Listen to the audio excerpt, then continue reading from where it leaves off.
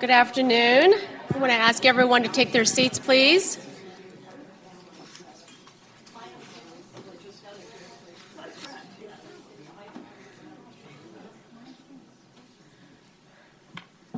Great. Good afternoon. I'm Amy Liu, and I am interim president of Brookings. And I'd like to welcome all of you to today's event to celebrate a new book, Divided We Fail and Fall, Why Consensus Matters. This was a book that was written by Alice Rivlin in her final days, and it was penned with incredible clarity, passion, and urgency.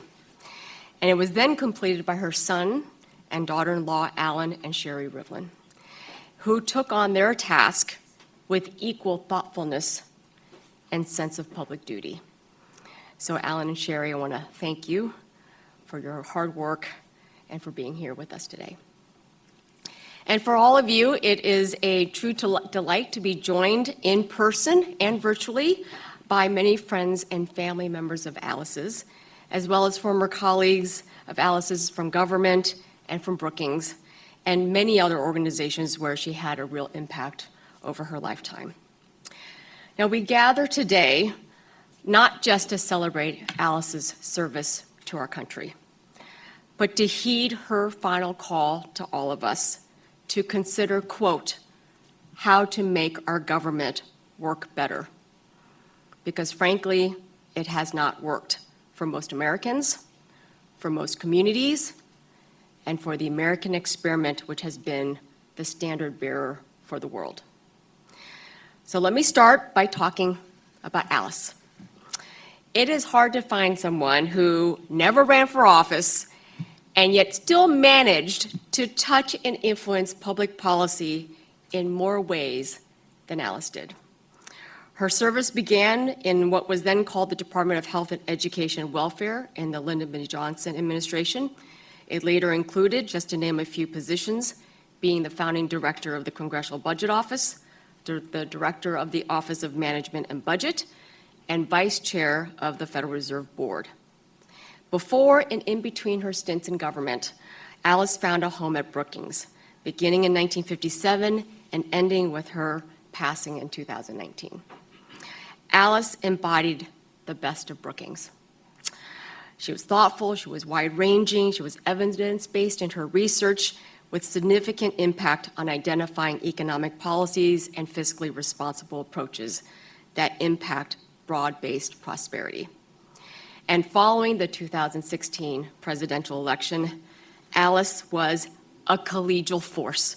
She worked across research teams to try and galvanize ways in which Brookings could better respond to the needs of the people and the places left behind. As it was clear, their disconnect and their discontent shaped the politics that we know today. It is with that vantage point that I want to mention my own appreciation of Alice's leadership and how her collaboration with the team at Brookings Metro informed some of her recommendations in the new book. Now, as some of you know, prior to serving in this role, I was co-founder of Brookings Metro and most recently its vice president. And the program is dedicated to prosperous, just, and resilient cities and communities. Now, in our early founding, I don't know if you all know this, but Alice occupied the Johnson Chair in Urban and Metropolitan Policy, and she did that following her stint as chair of the DC Financial Control Board. And by the way, Belle Sawhill was the first occupant of the chair of the Johnson Chair. And it was from that role at Brookings Metro that Alice dedicated her passion to the future of her home city and her region. Her research, her convening efforts helped inform the launch of a network of community health centers, creating a community college program for DC residents, and envisioning a future capital city that was dynamic and inclusive with the goal of attracting 100,000 more residents in 10 years to the city, an idea that was unheard of at the time out of a financial crisis from that city. More than 10 years later, her vision was realized, and DC now is a growing city of more than 670,000 residents, though, of course, it has its new set of challenges now around inequality. But this is Alice. Alice worked passionately on functioning governance in federal Washington, and she listened to and met the needs of community and residents in local Washington. She cared about the residents who had long been locked out of opportunity. And in her book, Alice draws from this experience. She worries about horizontal inequality, in which too much opportunity is concentrated in too few places, especially in the American heartland. And at the same time, she drew optimism that change is possible, especially when policymakers enable local and state leaders to solve their economic challenges together. If Alice was with us today, I think she'd be pleased that Congress passed and the President signed several historic bipartisan bills recently, the CHIPS and Science Act and the Infrastructure Investment and Jobs Act.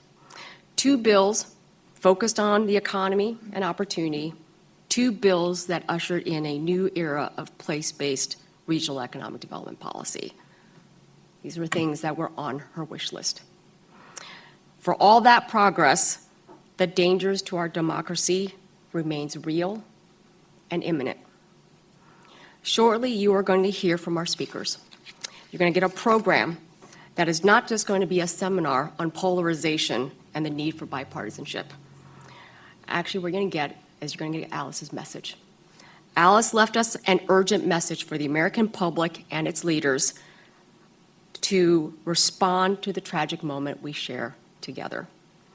While we celebrate Alice's life and achievements and the publication of this important book, she leaves her legacy in our hands.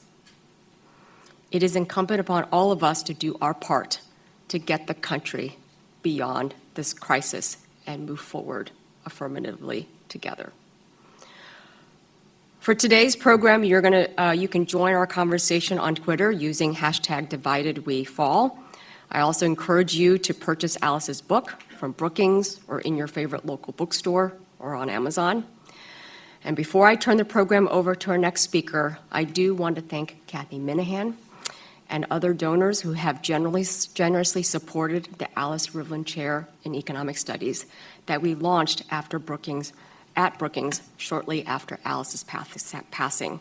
We now have raised $3.3 million to our goal of $5 million, and we continue to seek the remaining $1.7 million to make that chair in her name possible. The chair will be awarded to the most senior position in the Economic Studies program, which is the Vice President, held by the very able Stephanie Aronson, when it is fully funded. I also want to thank the Peter G. Peterson Foundation for their generous support for tonight's program and event. And in addition to the Peterson Foundation, they have also generously funded a Rivlin Dissertation Fellow in Fiscal Policy. In closing, I want to thank Kathy, the Peterson Foundation, others for enabling Brookings to carry out Alice's spirit through these two efforts. Now, without further ado, I'd like to introduce Kathy Minahan, who will lead our first discussion. Kathy is a member of the Brookings Board of Trustees, obviously a major champion of the Alice Rivlin Chair. She is also managing partner at Arlington Advisory Partners. She retired from the Federal Reserve Bank of Boston in July 2007 after 39 years with the Federal Reserve System, having served as the president and chief executive of the Boston Bank and a member of the Federal Open Market Committee from July 1994 on. Kathy has many other civic and philanthropic involvements, but like Alice, Kathy cares about her home city too. So I want to add one more notable contribution, which is that Kathy co-chairs the Boston Women's Workforce Council, which works to end gender and racial wage gaps in Boston. So Kathy, come join us. Thank you.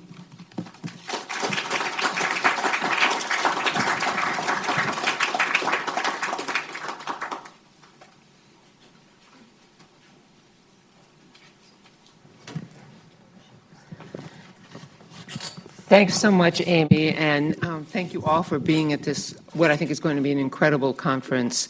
For the first part, let the three of us sit down, And, yeah, okay. We have places here. I am going to be having a conversation with Alan and with Sherry, who were responsible for the evolution of Alice's book from quite a lot of writing on her part to what we see today. First, I want to tell a little story because it's impossible to talk about Alice without telling stories. As Amy mentioned, I served with Alice during her time as the vice chair of the Federal Open Market Committee. I didn't know her then, except by reputation, and wow, what a reputation. She came along as vice chair, and if memory serves me right, she might have been the first vice chair that was not, usually the Federal Reserve Bank of New York president is the vice chair, so this was adding another one. And I think it was the first time it was done. I could be wrong about that. But anyway, she came as a vice chair, and I have to say, my 3 years serving with her, I have described her many times in introducing her to people, speaking in various different forms, my hero. My hero, why? Not because she was so expert at the open market operations and bank supervision of the Fed. Of course she was. There were so many people around the table who were so expert and so eloquent. No, Alice was my hero because she saw a problem and she stepped up and solved it. Many of you probably know the dirty little secret of the Federal Reserve is that it just doesn't do monetary policy. It isn't just a bank regulator. It also manages a lot of stuff you never see, but if it isn't there, you really feel it. And that's the payment system in the United States. Payment system and securities transfer systems. With the Monetary Control Act of 1980, Federal Reserve banks were required to price those services to the private sector and compete with the major commercial banks for the provision of those services. None of us really knew that checks were a thing of the past, solely going to die away. At the time when Alice was there and I was involved with running payment systems, they were a big deal, and what we charged for our processing was a big deal. And of course, all the banks felt that we competed badly, that we were unfair competitors to them. And this had been getting some attention at Congress. So here comes Alice. She sees the problem. She's not even the Fed policymaker, the Fed member of the board that's supposed to be involved with payment systems. But she saw the problem. She figured out how to make both Congress and us take a step back and think about where we could find a solution in the middle that would work for both of us. That happened. There were many congressional, we did it without any spats on the part of Congress. We didn't get in the newspapers with it, and everybody ended up satisfied, both the commercial banks and us. That was Alice. Alice could find a way to bring consensus out of the most difficult topics, and this was one for us. So with that in mind, I really would like to welcome both Alan and Sherry. Together they have a little firm of their own. Let me see now if I can remember the name of it. Political research? Yeah, something like that. I know you've been working together for a really long time on areas to do with the economy, politics, how the two work together, consulting on those sorts of issues. What do you think Alice's deep message is? What did she really want to get across? I mean, the title is pretty evident, but beyond that, what did she really want to get across? Well, your opening story sets it up perfectly because she saw the problem and she wanted to get to a hopeful solution. She saw the problem before many of us in this room did, and the panel that follows has been sort of nicknamed Hope versus Doom. Yeah. Which path are we on? She passed away before the real doom became self-evident, but she could see the... Well, there were many more dooms before this one, or at least they looked that way anyway. So she saw the undertow that was building, and she was worried about democracy and whether it would survive a lack of confidence coming from the American people, because policymakers were at that period in constant gridlock, constant stalemate, issues not getting resolved, and her feeling was if we couldn't come together to solve problems, there were big problems ahead. And so I think that was one of her urgent messages. Another one, and we're glad we have Maya McGinnis here, is the deficit's too darn big. Yeah. And we've taken our eye off that, and if the deficit is too big for too long, big problems are coming. She passed away at a time when inflation was very low. And she wrote about that. There was a long period where we weren't really looking at the deficit in the way we're going to have to now that interest rates and inflation are back. And so she was really focused on that. But tying those two together, I think her real impetus for writing the book was the failure of the two deficit commissions she served on to get to the grand bargain that her view was that the experts, the economists and the budgeters had a solution for our deficit problem that balanced revenue increases and spending restraint, but the politicians couldn't get there.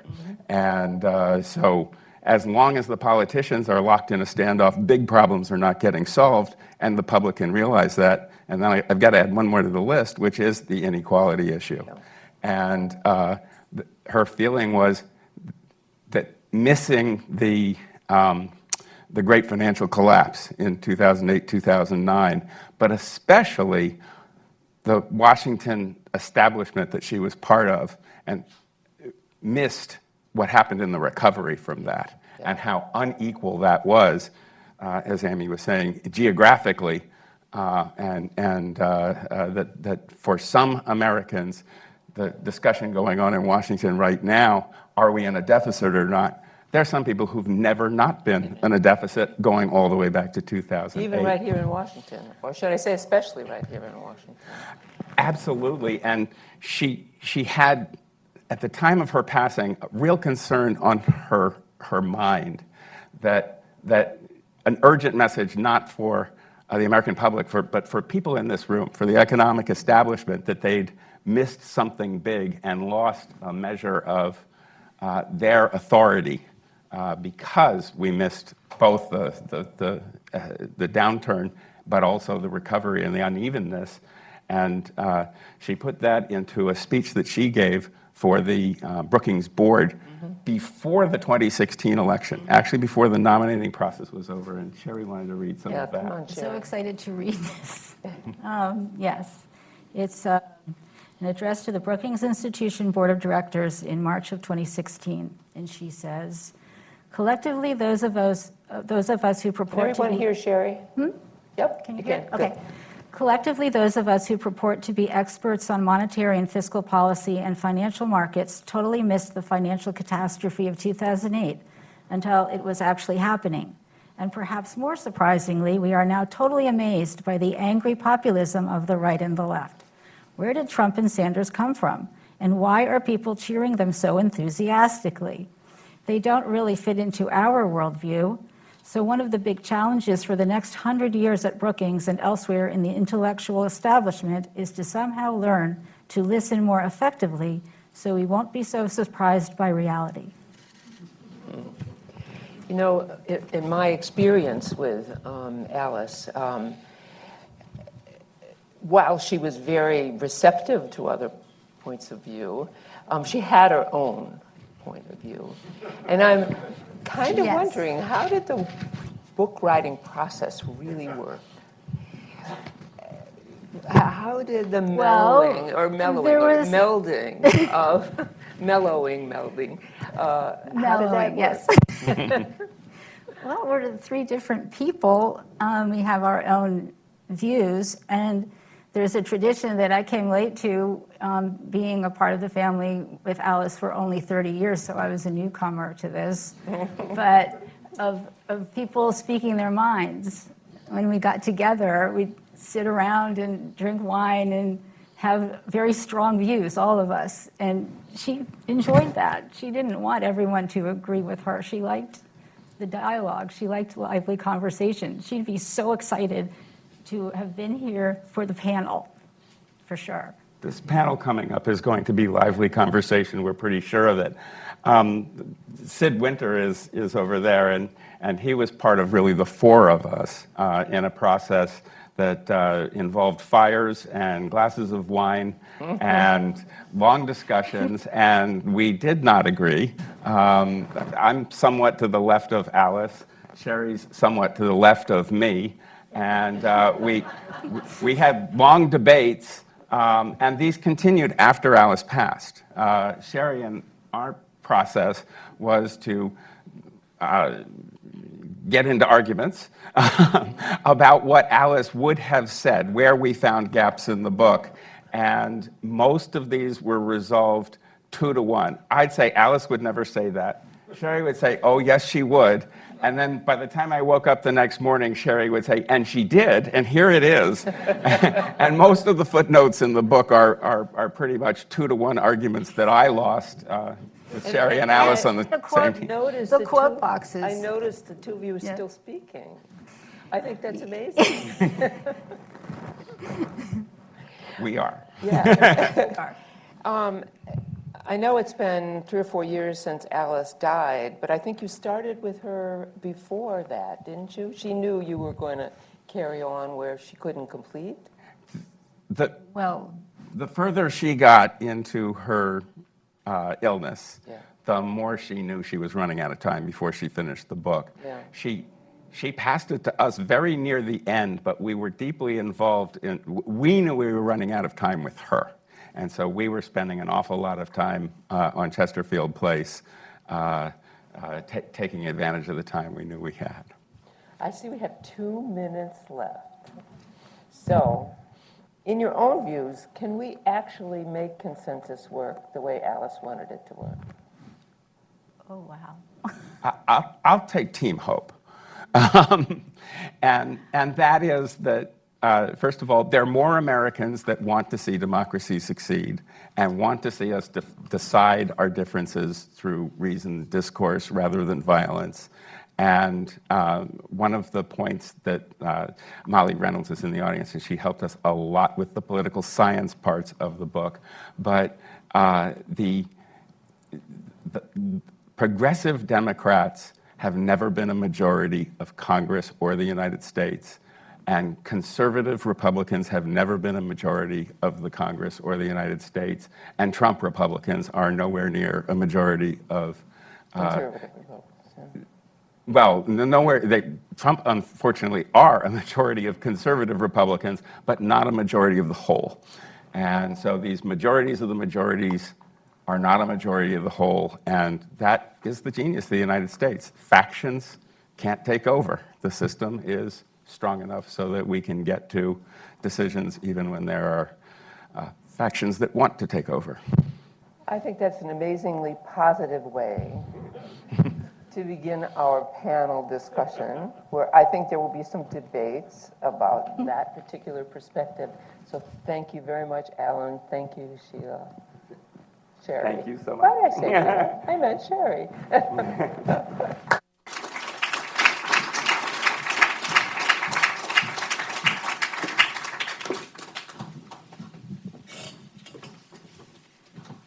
Now, my next job is to introduce, oh, God, not lose my scarf. It's my pleasure now to introduce the moderator of our next panel, Matt Miller. In going through his bio, which only takes 1 page of single-space typing to cover, so you know he's had a realm of experiences, a wide variety of them. I was just jotting some notes down. Certainly a man for all seasons. He's currently a partner in Capital Strategies Research, but he started at McKinsey, at least from what I can tell, from 2004 to 2014. Ran for Congress, oh, brave man, in California in 2014, and then went from there into public policy, journalism. He's no stranger to book authorship or to on-the-air commentary on the biggest and best networks we have around for political commentary. So without further ado, Matt, then you have the job of introducing your panel.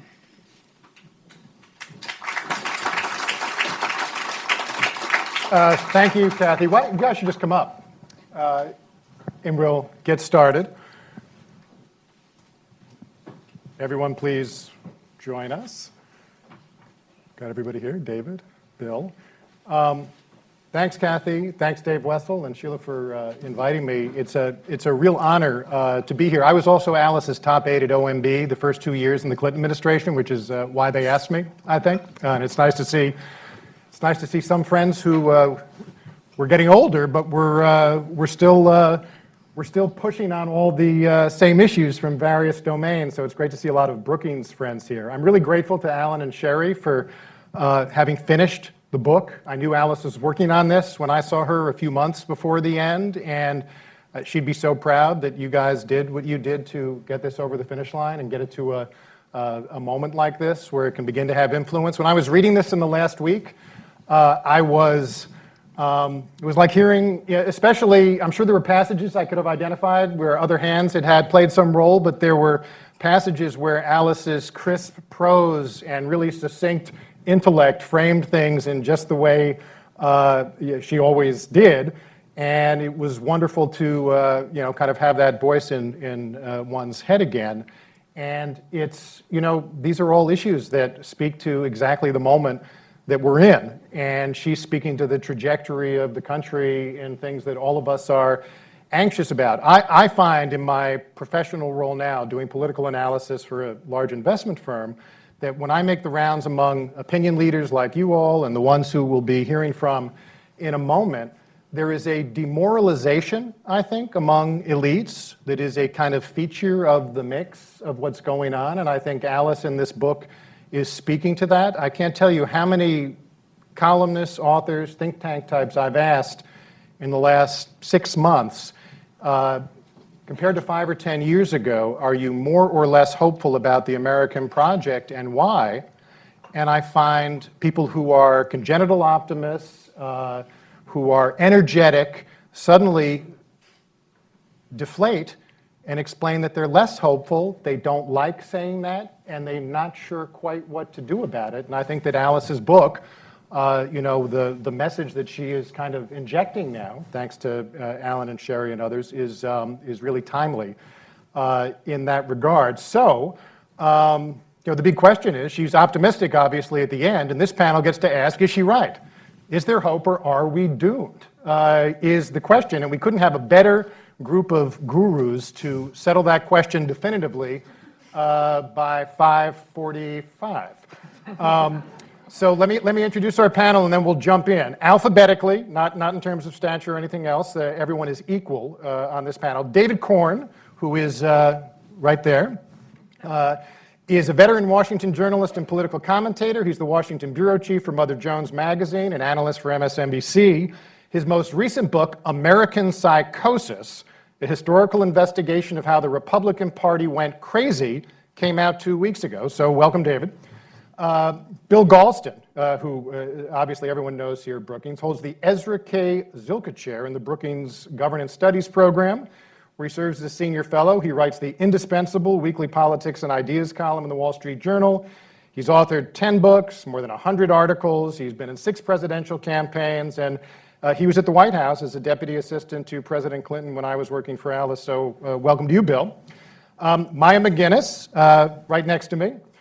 Again, as folks know, is the president of the Bipartisan Committee for a Responsible Federal Budget. She's a budget expert and political independent. She's worked with folks on both sides for a long time. She's testified regularly before Congress. She's published everywhere and is a reigning authority on matters that were close to Alice's heart, and worked a lot with her. So welcome to you, Maya. And then finally, but not at all leastly, Molly Reynolds is a senior fellow in governance studies here at Brookings. She studies Congress with an emphasis on How Congressional Rules and Procedure Affect Domestic Policy Outcomes. She's also the author of the book Exceptions to the Rule, The Politics of Filibuster Limitations in the U.S. Senate, which explores the creation, use, and consequences of the budget reconciliation process and other procedures that prevent filibusters in the U.S. Senate, which I'm sure we'll be getting into. So, Molly, welcome to you. A lot to talk about. I want to start off with Bill Galston, who I guess in kind of interesting Brookings fashion, mentioned to me before we began, as we were gathering today, that he's read the book now and has a few thoughts he thought he might want to kick us off with, maybe about the intersection of culture and economics and how that relates to the kind of divisiveness that Alice describes in the book. There may be even a thing or two he disagrees with Alice on that he'll raise as well. So, Bill, why don't you kick us off? Well, thanks, Matt. It's great to see you after all of your years of exile on the left coast. Welcome back to the right. I have read this book with great attention. And in my judgment, it is two books braided together. One of those books has to do with an account of fiscal and budget processes, conflicts, histories, and it is incomparable. I'd be a fool to venture into that book, and I'm not going to. I mean, Alice speaks with a voice of authority, experience, you name the noun that's laudatory, and it attaches to her. The second book, which I think is considerably shorter in pages, is a freestanding effort to explain the rise of political polarization in the United States. And I think the relationship between those two books is loose in the sense that it is very difficult to explain political polarization and its rise in the United States through the prism of the budget process and conflicts over fiscal issues. That's a part of it, but it's far from the whole. As I reflected on this two books phenomenon, I decided that I had three significant analytical disagreements with Alice, and now liberated by the account of fireside, wine-soaked chats that we've just heard from Alan, I think I'm going to stir the pot just a little bit in just a couple, in very brief remarks. And they are going to be more, they are evidence-based, but obviously I'm not going to have time to provide that evidence in these opening remarks. First of all, you could easily get the impression from the book as a whole that Alice regarded developments on the economic front as the principal drivers of political polarization. I happen to disagree with that. And so do a lot of political scientists who've opined on this question recently. I believe that debates and cleavages over cultural issues, which include but go well beyond racial issues, are at the heart of what has divided us and has infused so much passion into those divisions. Secondly, like everybody else who's looked at the sweep of American politics over the past 50 or 60 years, Alice takes note of and worries about the declining trust in government, particularly the national government. She's right to focus on that, but I find her account of why trust in government has collapsed, and I think that's the right description, unpersuasive. She offers, as far as I can tell, two principal hypotheses about the decline of trust in government. One pivots around the idea that rising economic inequality has driven the decline in trust. That is a possible hypothesis, but it is not supported by the data. And let me just give you a couple of points here. At the end of 1964, 77% of the American people said that they trusted the federal government to do the right thing all or most of the time. 10 years later, at the end of 1974, that 77% had declined to 36%. That was half a century ago that we saw 36%. The decline continued unabated until it bottomed out at 25% near the end of 1980, about the time that Ronald Reagan beat Jimmy Carter. And it has remained in that zone ever since. In the 10 years from 1964 till 1974, we made a historic transition from a high-trust society to a low-trust society, and we have been a low-trust society for half a century. It moved up a little bit during the presidency of Ronald Reagan, declined back into the mid-20s in the presidency of Bush 41. It rose during Bill Clinton's 8 years and declined again during Bush 43. And it has been stuck at that low level ever since, through the presidencies of Barack Obama and Donald Trump, with almost no variation. Alice has a second hypothesis about trust in government, and that is that it is a response to elite failure. Obviously, intuitively, there's got to be something to that, but the example that she comes back to over and over again, and I can understand why, is the failure of the financial elite to anticipate and ward off the financial collapse that led to the Great Recession. So you might think that before the Great Recession, trust in government would have been significantly higher than it was after the end of the Great Recession, but that's simply not true, right? Trust in government did not change from the before times to the after times. And so neither of Alice's hypotheses really explains very successfully the diminution of trust in government. And now for my third analytical point, I am going to commit a heresy in the Church of Brookings.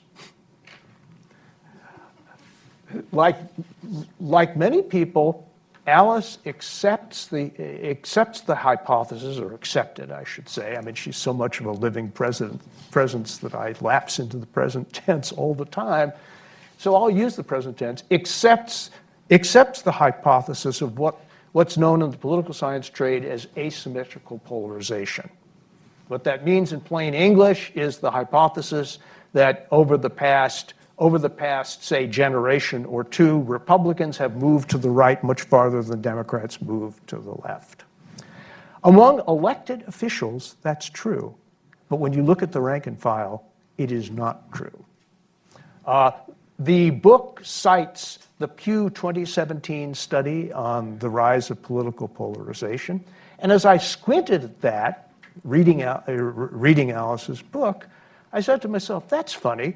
It looks to me as though the median Democratic voter has moved much farther to the left between 1994 and 2017 than the median Republican voter did. And when I read the report and couldn't get any statistical clarity, I got in touch with the associate research director at Pew, who confirmed it with a wealth of statistics. So we have a kind of paradox here, where on the one hand, Republican elected officials have gone much farther to the right than Democratic elected officials went to the left. But at the rank and file level, the transformation in the Republican Party between 1994 and 2017 was less profound than the transformation of the Democratic Party. People who call themselves liberals as a share of the Democratic Party rose much more than the fraction of people who call themselves conservatives. In fact, it doubled from 25 to 50%. At the same time, and this will be the end of my remarks, at the same time that conservatives as a share of the Democratic Party fell by half to almost 12%. So between 1994 and 2017, the Democratic Party became a predominantly liberal party, which it was not when you and I, Matt, served in the White House. The Republican Party was a conservative party then, and it's a conservative party now. These are excellent opening thoughts that I want to park a little bit because I want to get some other folks in on some different topics. I've also was just handed a note that we've got 10 more minutes than I expected, which may be unrelated to the filibuster that you may have, that some may say you, I'm teasing, but I'm glad we have a little more time because we're going to talk about filibusters, and I want to get into some of those issues. And I'm really glad you also brought up the left-leaningness bill, because I noticed that myself when I was reading it and had a question about it, because I think it affects what the potential solutions are as we build on what Alice is suggesting. But Molly, let me bring you in. And I know you think about congressional process, and we'll talk about, I want to come back to some of the specific solutions that Alice talks about, but I know you've also thought since January 6th about a whole set of issues that go beyond budget process, filibuster, et cetera.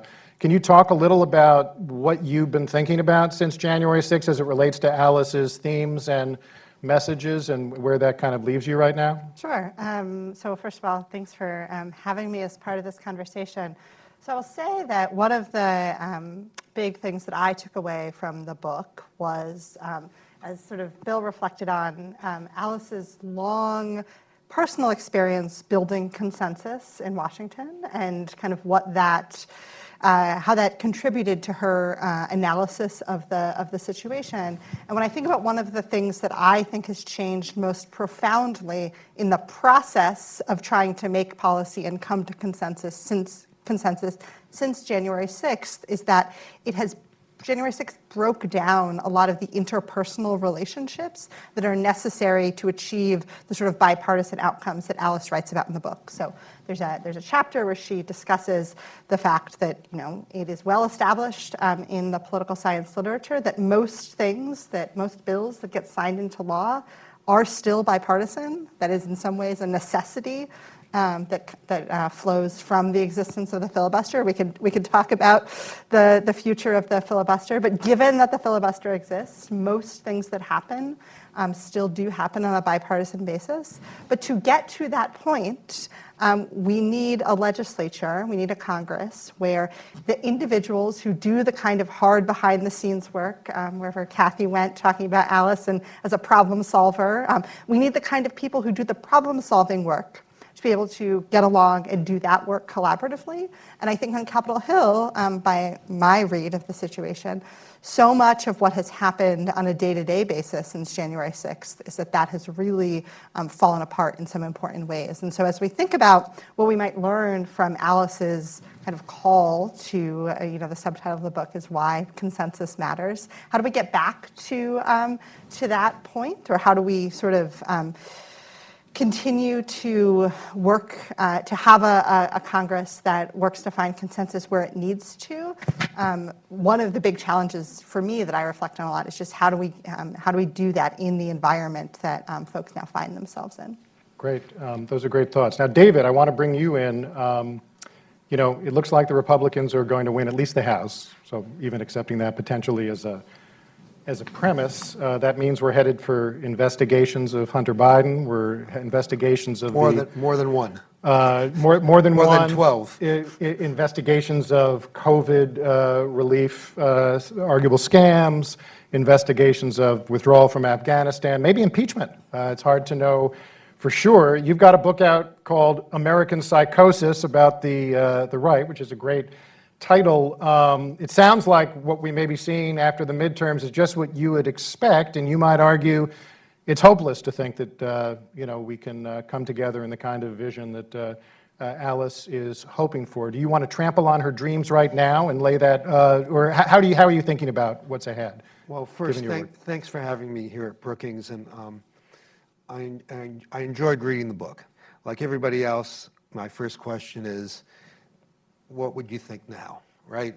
Since 2019, we've had not just January 6th, but the pandemic, the big lie, and we've seen the Republican Party actually move more in the direction of Trump craziness than away from it. So when I think of consensus, I really think about consensus among whom. I do believe, and this was kind of the point of my book, that a strong part of the Republican Party DNA has always been extremism. And you can, through paranoia, through racism, tribalism, fierce anti-governmentism, which she recognizes in the book. And, the way I see it over the course of the last 7 decades, it's waxed and waned, but like with climate change, the trend line is in a pretty clear direction. And with Trump's embrace of QAnon and his embrace of violence, saying that he would pardon the January 6th insurrectionists if he were elected again, the Republican Party has not blinked an eye at him.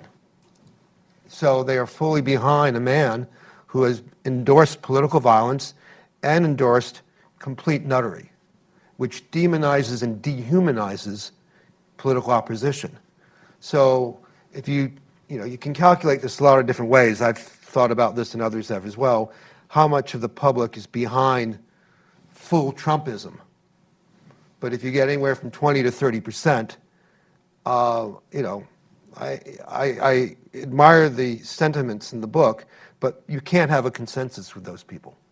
I really believe, going back to the days of George Kennan, you need to think about containment strategies. You can't engage. They won't engage. How do you expect them to engage with people who they believe are eating babies, sex trafficking out of Comet Pizza, and actually want to destroy America? And if you go to the rallies, this is what they say.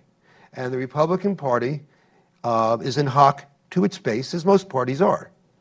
So then, so I don't, there was a gun bill passed that was moderate because Mitch McConnell wanted to take that issue off the table, right? There was some consensus or bipartisanship on infrastructure and chips.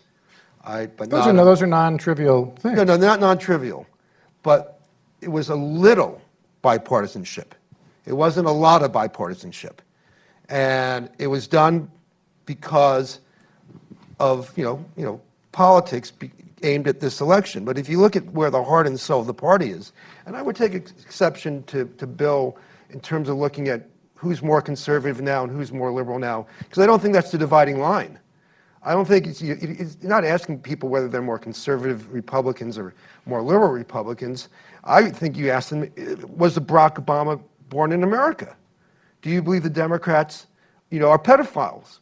And they're not, whether they're conservative or not, the answer is like in the 40, 50, 60% for Republicans. That is a radicalization. That think that they think that Democrats are pedophiles? Yes. Yes, after the remarks that were made at the Supreme Court hearing, nomination hearing. And so that's a radicalization of the Republican base that the Republican Party is tied to. And while, I'd love to have honest policy debates, whether it's over guns, abortion, foreign policy, the things that we used to have in this town, and I used to be a participant in, I don't believe that's possible in the near term. And I think people have to recognize that. And then once you know that, then you can think about how to protect democracy and how to move ahead on whatever legislative priorities you have. Because I'm telling you, you know this, you just mentioned this, if the Republicans win back the House, their only interest, really, in terms of their base, is political destruction. They don't want government to work. They don't want the Democrats to be partners. And the few that did, well, there's a reason why they won't be there in January. They're gone. So I like the idea of trying to forge, partnerships and bipartisan alliances where you can. I think the fundamentals are such that we need to think, how to save the country without bipartisan agreements. I appreciate. I want to put to aside, I have a question about whether the percentages are that high on some of the beliefs you're ascribing to the Republican base, but let's put that aside for now, because I want to get Maya in, and I certainly take your point on the general ends that you are bringing to this most passionately. Maya, you work with Alice for a long time on budget issues. We have a midterm election where if we end up in divided government again, which seems likely, it seems like we're going to be destined toward another set of fiscal cliffs and budget showdowns and debt ceiling showdowns at some point again. With that as the climate over the next 2 years, including the stuff that David's talking about, which one might say, David, it's an agenda of destruction for the base, or a different way to put it might be it's arguably an agenda of just setting the Democrats up for defeat in 2024 through whatever means they have at their disposal. But how do you think about the prospects for consensus given what may lay ahead? And is there any lesson from the fact that even with the tense environment we've had, some of these things like the infrastructure bill and CHIPS, which are non-trivial, happened? Mm-hmm. Good, thank you. Or take it where you will. Okay. Well, first I want to say congratulations to the both of you for finishing this book. The book is wonderful. And I don't know if any of you had the feeling I did thinking about this, but if I tried to write a book with my husband in my mother-in-law's voice, it would not have gone as well. That's a great point. A double congratulations to both of you. I think it's a really important book at a really important time. And the second thing is I would like to just sit. It's really nice to be in this room with so many people who loved Alice, and I would like to just sit and talk about Alice. That's what I would like to do. And I know she would probably not want that. She would want us to talk about this. And I did have a really couple wonderful experiences where at the end of her life, she invited me over to come and talk. And I was so honored and got to go. And I was like, okay, Alice, just sit down. Let's just talk about your life. Tell me everything. I'm so excited to be here. She's like, Maya, we are here to talk about the book. Now, I want to know. And she worked, I mean, as you all know, in the hospital, I gather, but she was working insanely hard and productively at the, like, while struggling to breathe at some points. It was unbelievable. So that is Alice, and it's inspiring. Okay, so moving as you would want to the topic. On fiscal policy, what do I think? I think there are two things we should expect, assuming we have the divided government that I assume we're about to have. And one is that absolutely nothing will happen of substance on policies, nothing will get passed. And I think that is what's likely, except I can't even envision what emergencies are going to hit us next, right? Because it's a world of being punched in the face every day you wake up with some new thing you didn't expect. So I don't know what will create different kinds of action. And I think what's really important is what she talks about, the core group of people in the middle who are trying to work together through these emergencies. And you saw it, you've seen it emerge around COVID, and you saw it emerge Ukraine, and there are different moments of that. And so will there be continued emergencies that are able to unify the country as people are working on doing that? Cross our fingers. I'll just go to my punchline. I'm in the camp of doom, right? I'm big doom, big time. So I wish Alice were here kind of lifting up my excitement, because I would talk with her about issues and we would have the same conversation and see things slightly differently, but mostly the same. But then I'd be deathly pessimistic and she'd be so optimistic and could convince me. So I miss that. But the other option on fiscal is the only way that you see things get done is if you increase the debt. And so the only way that all of these bipartisan bills that have passed, whether it's the problem solvers, whether it's CHIPS, whether it's infrastructure, a lot of things that were really good policies in my opinion, and would have been analysis, I'm sure, were passed because they were debt financed. And given that she wrote so much and concentrated so much on the unsustainable situation that we're in, and she did this, as you all were reminding me, before MMT had really become a huge thing, before inflation had emerged, and first, oh, it's transitory, who knows where she would have been on this. But now that it's not, this is a very different environment, and so she, I assume, And I want to make sure none of us get into the habit of saying Alice would think this whenever we think something. So, but I think Alice would think the situation is much worse right now fiscally than it was before. And so either of those situations, we will do nothing when there's so many things we need to do, because the other part of what she cared about fiscally wasn't just fiscal responsibility. It was having a budget that really committed sufficient resources to investment, public investment and human capital in particular. And so she would want to make sure that we are doing all of those things. So being paralyzed and not adding to the debt would in no way be reassuring. And the fact that the only way we can compromise is borrowing, when we right now are in a situation where the fastest growing part of the budget is interest payments, where we have seen that just, we are on track to borrow more than $16 trillion over the next 10 years if we do nothing, if there's no recession, if there's no emergency. So those concerns only grow greater. So I don't think there's a lot of cause for pessimism on the fiscal front right now. Optimism. Oh, excuse me, yeah. There's, That was a big shift. Wow. I didn't see that pivot. See it coming. My surprise end. No, yeah. I wish I thought that. No, I can't even hear Alice's voice, which I do hear often. I can't even hear her voice being particularly optimistic on the fiscal situation at this moment. What, well, Bill, let me cycle back to you, but people should just jump in as we take on these topics, so it's not just kind of, going down the row here. I take your point, Bill, that the cultural aspects of the current polarization are not something that was kind of Alice's wheelhouse necessarily, what she was focused on in the book. But I wonder if you could think a little bit about, what do you think because she would want us to focus on solutions. I'm slipping into what would Alice want us to do, as opposed to, she would say. But the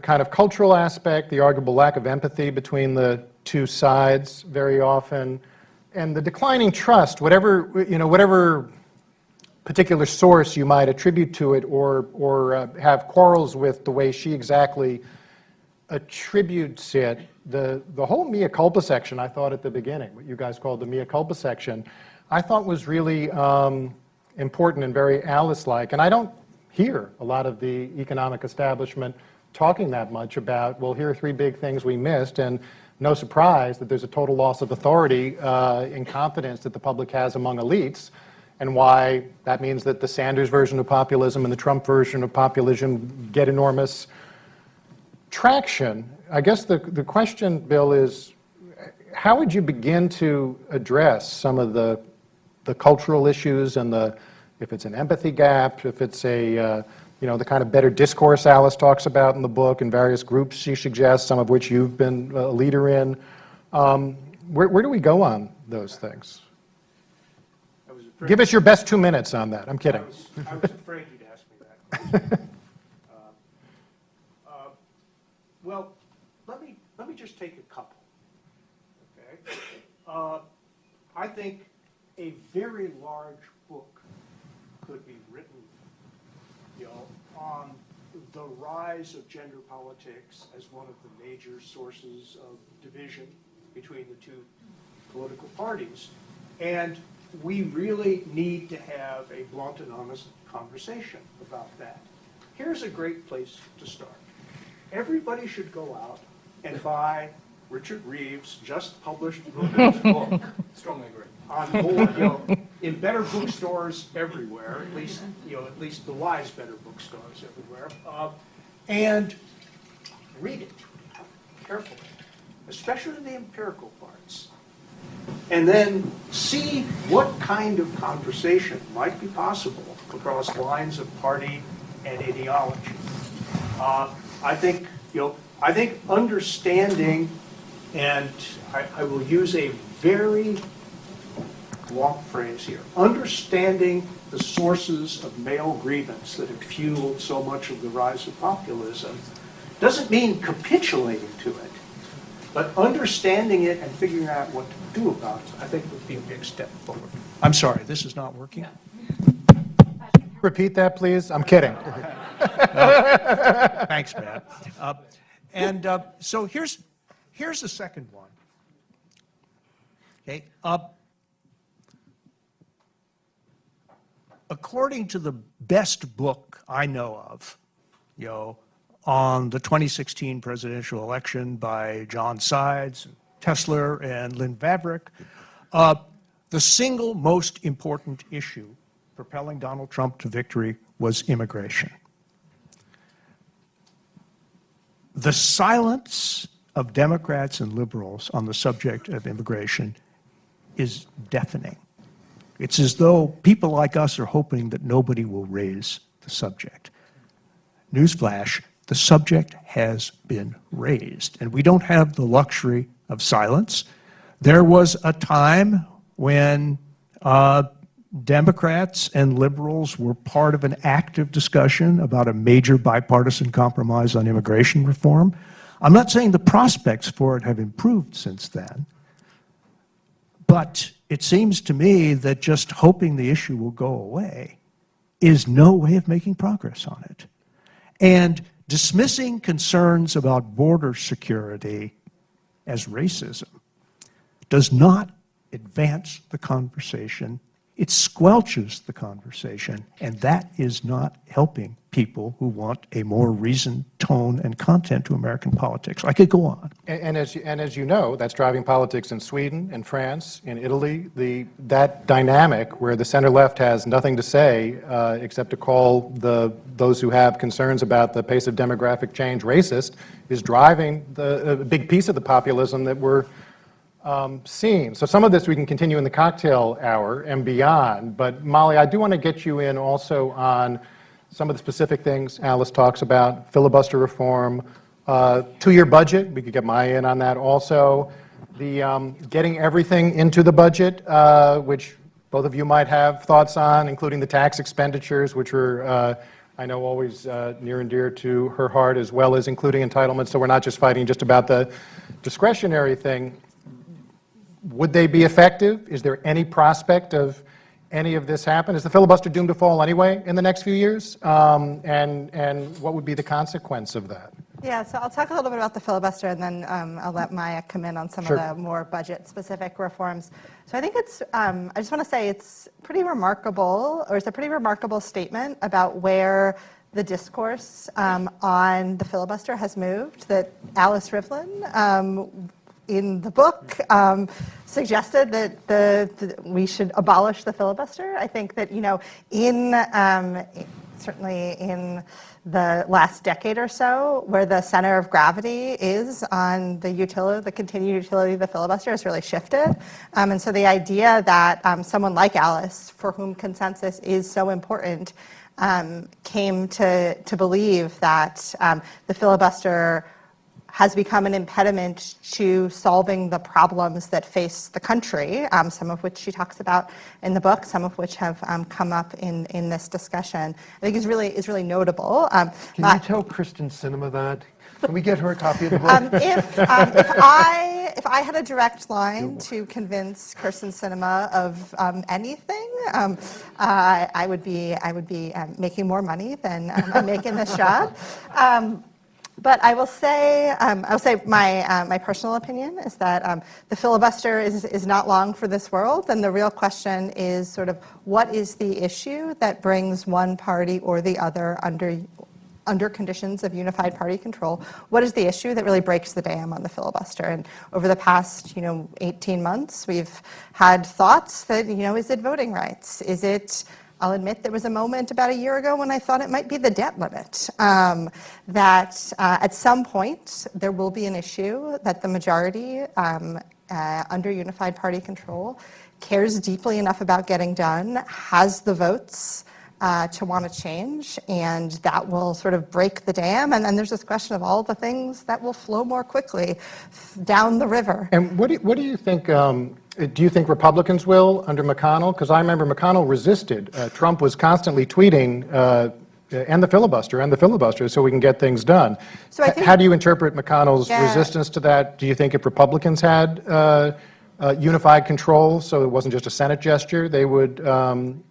So I think so much of what kept the filibuster in place during the 2 years of unified Republican control in 2017 and 2018 was the ability of Republicans, to the extent they had a policy agenda, to achieve that policy agenda through the budget reconciliation process, which allows things to move through the Senate without the threat of a filibuster. So they could try, turns out, and fail at repealing Obamacare, and they could cut taxes. And then they could confirm judges without the filibuster, because that had already been chipped away. So I don't know what it would be. I think there are real questions about whether it would be a national abortion ban in a post-Dobbs world. I don't know.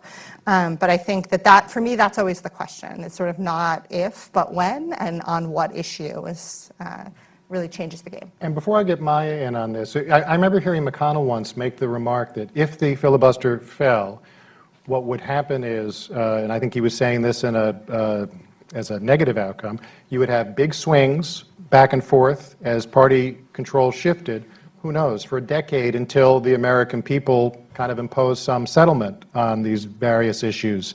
Do you think that's right? That's what would happen if it falls? So I think that assumes more unity in the legislative parties than we actually have. I think that assumes, I like to say the Senate's rules aren't magic. They don't force agreement where agreement doesn't exist. And the failure of Obamacare repeal is a great example of that. Republicans could have done that without the filibuster, and they simply could not come to agreement within the party about what that would look like. And so I'm not in agreement with Senator McConnell on that. I think that while the biggest divide in American politics is between the parties, there is enough difference within the parties that it would temper some of that. Maya, the budget things, eliminate the debt ceiling Alice calls for. My guess is you may have done that also. To your budgets, any of this likely to happen? Would it matter? So I think the one that I'm most drawn to is where she says in the budget you would include everything. So bring in tax expenditures, which are just a form of spending, bring in the mandatory spending that's automatic, which is the big part driving our problems, and actually create a budget. That said, we don't even pass budgets. We don't have budgets. So it doesn't really matter what we're budgeting because we don't do budgets most years at this point. So It's more fundamental of a problem than that. Honestly, the biennial budgeting is, it's a bit of a snoozer. Like, it's not really going to fix much of anything, is my personal opinion. We support it, but it's not going to fix the budget process. Maybe this is just because I'm a procrastinator, and since I do everything at the last minute anyhow, give you 2 years, Congress is just going to wait to the last minute to not pass a budget after 2 years. So I don't think there's a big fix that's ready to come there.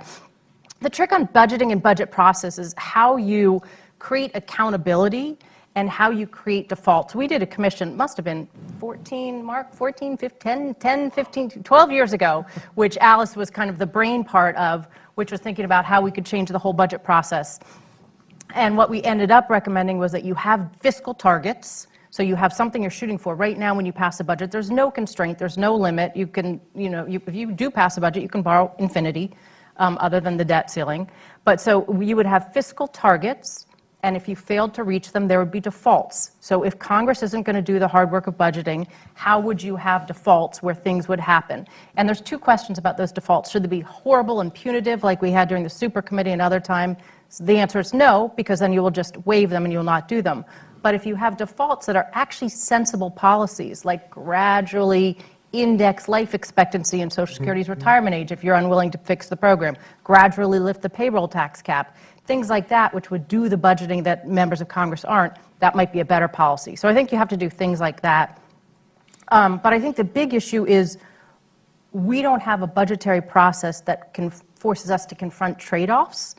And we also don't have a political process. Do I have like 2 more minutes, 90 more seconds? Okay, because I wanted to respond to, Bill, your question about how budgeting and polarization don't really live together, and that's 2 parts of a book.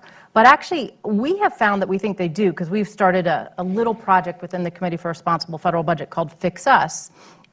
And the reason is because there's so many similarities in these issues. And the way I think about it a lot is that the problem with the budget has been we don't focus on good policy, we focus on good politics, right? When I go in and say, you got to raise taxes, you got to cut spending, they're like, no, we're not doing that, not till after the election, and then not till after the next election. But those are the right policies on fiscal policy, but we're focused on politics. You have to focus on not the short term, not the immediate, but the long term. And that's when the health of the if you make fiscal choices that are right, it helps you for the long term, not so much the short term. you have to confront trade-offs where you can't have it all. If you spend it all on one thing, you can't spend it on something else. But instead, in this economic and political environment, we love policies that pretend they're free lunches, whether it's tax cuts pay for themselves or MMT. Like, we love to say things are free. And finally, you have to be willing to compromise. And in our budgetary situation, we don't compromise that much. That's why everything that's bipartisan is borrowed. And our political situation, we don't compromise that much because everybody either says, like, it's an absolute existential threat, no matter what the issue is. Every single one is existential. You know, and if there's a moral imperative that we do it this way, so we can't compromise. And so I see there being a huge overlap, Bill, these days between what was wrong with fiscal policy in the past 20 years into what's really driving the polarization of the focus on the short term, the political, the inability to compromise, and the unwillingness to confront trade-offs. So I think they do belong together in those ways. Hey, we're going to go to Q&A after one last question, so formulate your question, and I think there'll be a microphone passed. There may be a microphone passed, so it can be captured for the ages. David, let me, before we go to Q&A, if Trump withdrew from public life tomorrow or something happened to him, if he dropped dead tomorrow, people always ask, would the Republican Party be different? Would American psychosis go away? Would the outlook and your optimism about the future be brighter? Opine. Well, it might be brighter, maybe not for the right reasons. I mean, you know, having done... Is this a Trump problem, basically? Yeah, it's not a Trump problem, is the short answer. Trumpism is the problem, not Trump. And, you know, what I found looking over the past 70 years, sort of the span of the modern Republican Party after World War II, you find that there's always been this, what we could call now, Trumpy element, whether, you know, of extremism and demagoguery and dehumanization, know-nothingness going back to the 1850s. It's always been there. Barry Goldwater made a pact with the Birchers. Eisenhower initially made his peace and supported Joe McCarthy, although he hated him. Nixon got the nomination in '68 because he cut a deal with Strom Thurmond to keep Ronald Reagan at bay. Ronald Reagan, you know, embraced the moral majority when its leaders were actually calling for the execution of homosexual Americans. You know, George H.W. Bush ran what we thought was the dirtiest campaign ever in 1988. Seems kind of quaint now. He just called Michael Dukakis, you know, not patriotic because he was part of the ACLU.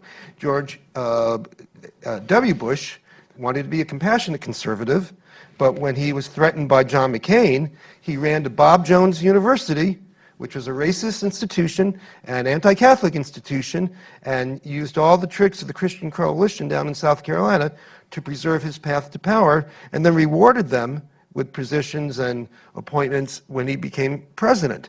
John McCain, who opposed the Christian, you know, right in 2000 and 2008, gave us Sarah Palin, who, you know, demonized Barack Obama as a pal of terrorists and said he wanted to impose a socialist tyranny on America. A year later, you had the Tea Party that said he was a secret socialist Muslim who was born in Africa, had a secret plan to impose totalitarianism on America by destroying our economy. I mean, this was, Glenn Beck said this every single night on Fox, and John Boehner, Republican senators, went on and validated and authenticated him.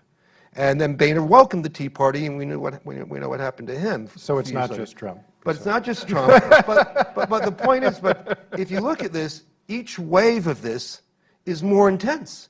Right. It's deeper and more radicalized. And Trump, I think, sensed that in 2015. And while you had Republicans out there saying, you know, what's your, you know, budget plan? What's your housing plan? What's your tax plan? Bobby Jindal is better on this, and Chris Christie is better on the infrastructure. Trump said, fuck it. I don't care about any of that. You guys have been throwing them red meat for decades.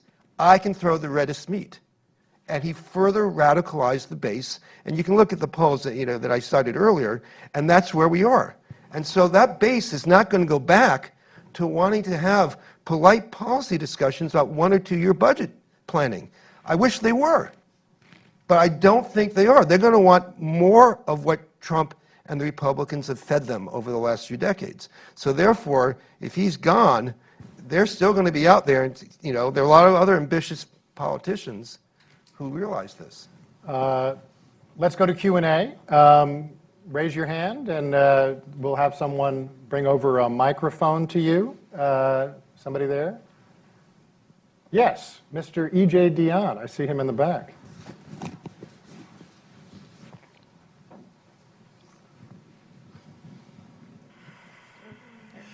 Boy, do I miss Alice Rivlin, and I just want to thank I really, really want to thank Sherry and Alan for putting this book together. What a labor of love and a service to all of us.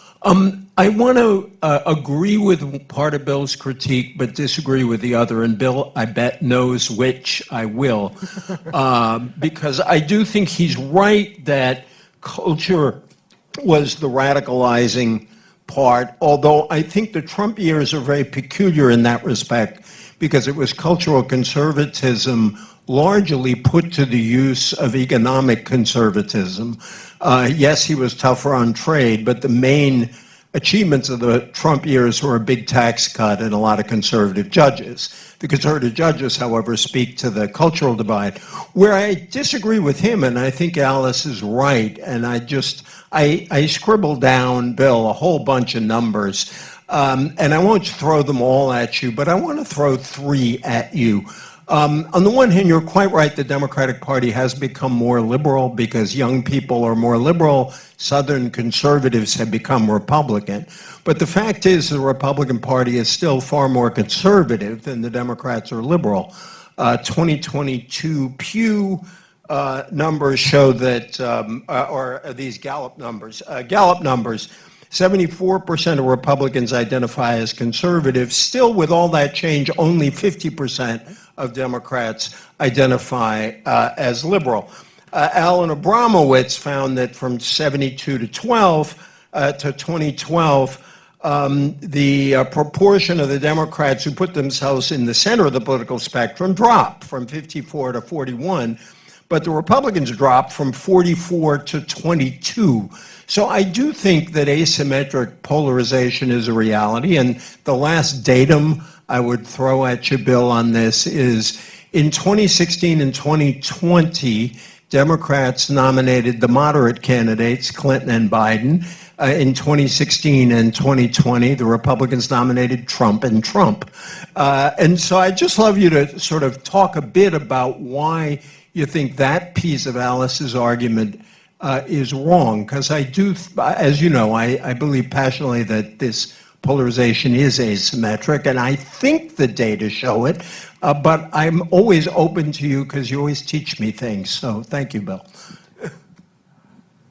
Well, Can I piggyback on that, Matt? Yes. Because I want to raise a similar issue to what EJ just said. Also want to congratulate Alan and Sherry on the book. Fantastic job, you guys. And I want to welcome Sid Winter here, Alice's husband. It's wonderful, Sid, that you could be with us. But to pile on here, my question, I think, is about the economics versus culture. As you know, I very much agree with you that the problem is mainly cultural right now.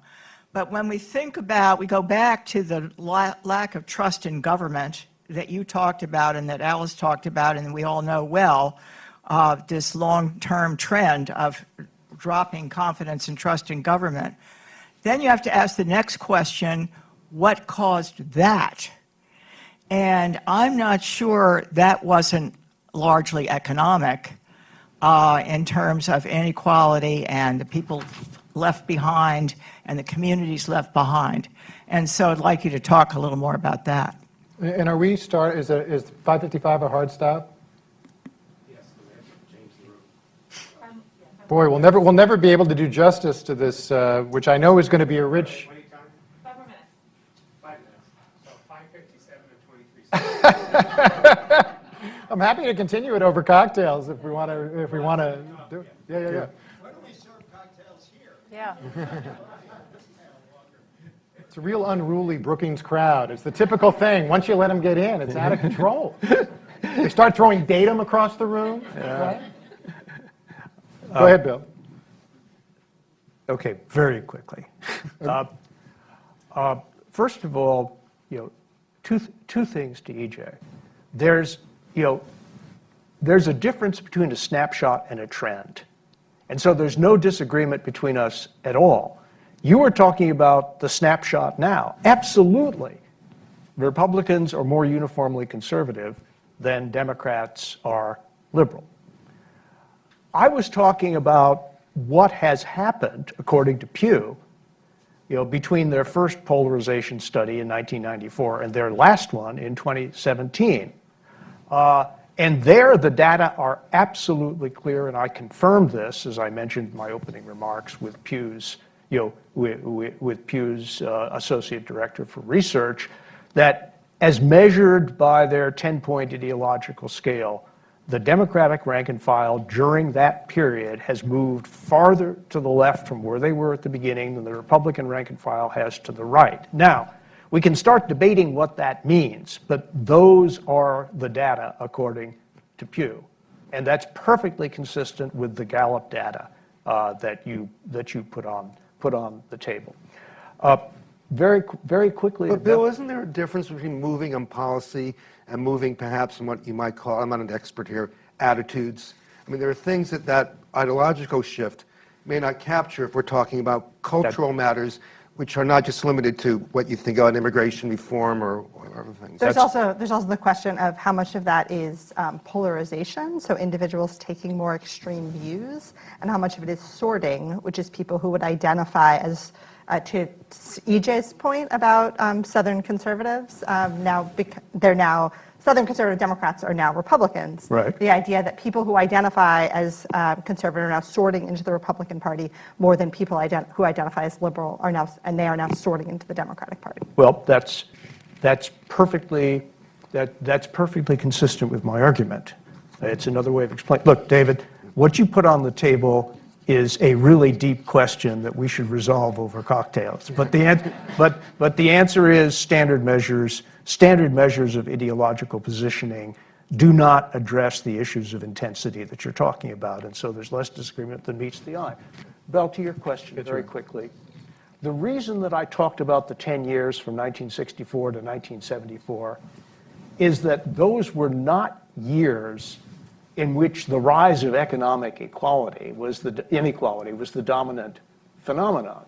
Those were the years dominated by Vietnam, Watergate, the rise of the counterculture, the rise of social movements. You've heard me to give this talk before, as a matter of fact, in your summer vacation town, and that is what happened when the huge drop between the high trust and the low trust society occurred, and we've never looked back.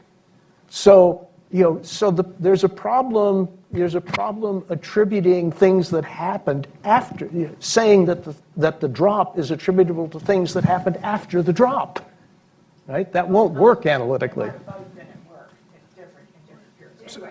But we'll continue some of this over cocktails. I want to get Maya in, and then I want to make a last moderator's provocation as well. So I wanted to take a step back and just on the sort of what are the root causes of how we got here, which I think is so important. And again, back to some of those conversations I had in the last weeks with Alice, a lot of the discussion was of the root causes, what's political, what's economic, what's cultural, what's the failure of elites. And one that I don't think is in the book, and I don't think she agreed with as much, or we didn't talk about as much, but is the role of technology. And to me, that's the big missing piece in all of this. I actually could be an optimist if we were trying to grapple with politics, economic, cultural, and failure of elites. But technology, which has led us to a situation where our information is, we know we're all in our own ecosystems now. The disinformation is so bad and getting so much worse, and it will eat away at everything that would allow us to fix it, in my mind. The frictionlessness of the way that things now spread, and then finally the effects of technology in our brains to the point where we are no longer able to do the things that a democracy needs, which is deal in nuance, have kind of rational debate, have impulse control. and avoid the addictions that we now feel. Those are the things that leave me so pessimistic. I would like not to end on my note, so maybe you could end on the better note. But I don't know if it's. I think wrestling with what level they're all part of the root causes, but how they interact is a really interesting piece, I think. Let me just add kind of a moderator's provocation, because I know we have to go to cocktails, but I think a piece of this also, maybe at least among some of us here, is I think a misinterpretation of what Trump represented. I guess I would argue Trump doesn't represent conservatism. I think Trump, I always talk to my colleagues about Trump representing a kind of third-party force in American politics, that a lot of types like us who think, and I used to talk to Alice about this almost 30 years ago, thought that there was an opening for a third force in America that would be fiscally conservative or market-friendly and socially liberal. And that was wrong. What I learned from Trump was that it's the opposite. We thought, some of the policy wonk types thought there was an opening for a Mike Bloomberg type. There was really an opening for someone who was culturally conservative and economically liberal. Trump ran on not touching Social Security and Medicare, totally jettisoned the Paul Ryan, entitlement reform agenda that had been a staple of the Republican elite class for so long. He ran, forget what he was able to do or could focus on, he ran on having better health care that was cheaper than Obamacare. And I remember watching focus groups in his first year where that's what his voters expected him to do. Forget that he had no idea of, how to wrestle with it, and it turned out it was a fiasco when they couldn't come together on any of it. And so and I think that same dynamic is what's behind the politics driving a lot of Western Europe and the West, because it is easier, as a British political scientist I'm a fan of named Matt Goodwin, who I commend to you all, it is easier for the conservative parties to move left on economics than for the left parties to move right on culture. And I think that's what defines part of the U.S. problem right now. It's clearly what's driving politics across a lot of Europe. And on that, at least hopefully provocative note, let me thank our terrific panel for stimulating this conversation. Hopefully we can, I was going to take a poll, a show of hands on hope or doom, but I think I should wait till after cocktails to do that. When we I'm going to rig the outcome, hopefully. So thank you all.